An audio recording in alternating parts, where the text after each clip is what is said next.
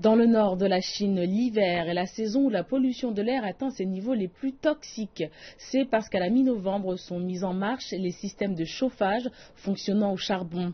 Ceux qui ne disposent pas de tels systèmes brûlent souvent le charbon au sein même de leur maison, mais à présent, les autorités aident la population à se détourner de ces pratiques. En plein cœur de l'hiver à Beijing, ces vieilles allées, appelées hutong, peuvent être particulièrement froides. Contrairement aux nouveaux immeubles, ces logements ne sont pas raccordés au réseau de chauffage central. Pour beaucoup, brûler du charbon est le moyen le plus économique de rester au chaud. Yang Yuying et son mari Wang Jingdong étaient de ceux-là, jusque tout récemment.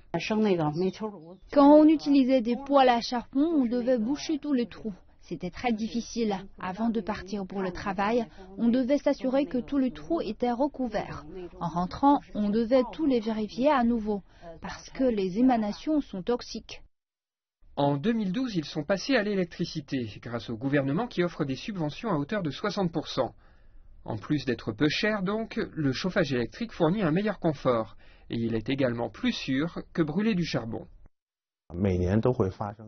Chaque année, nous trouvons au moins 1 ou 2 habitants empoisonnés par des fuites de monoxyde de carbone qui proviennent des poêles à charbon. Grâce au chauffage électrique, nous pouvons l'éviter. Plus tôt cette année, Beijing a annoncé son projet d'interdiction des ventes de charbon dans ses 6 principaux arrondissements, y compris celui-ci, d'ici 2020. Cela signifie le remplacement du charbon par des énergies propres, comme le gaz naturel et l'électricité, dans davantage de quartiers.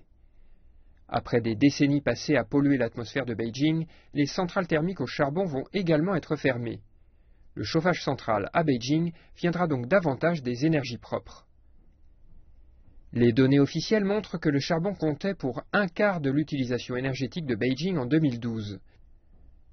Il devrait passer à 10% en 2017, de plus en plus de familles cessant de brûler du charbon. Depuis 2003, nous avons installé le chauffage électrique dans 281 000 ménages à l'intérieur du 2e périphérique de Beijing.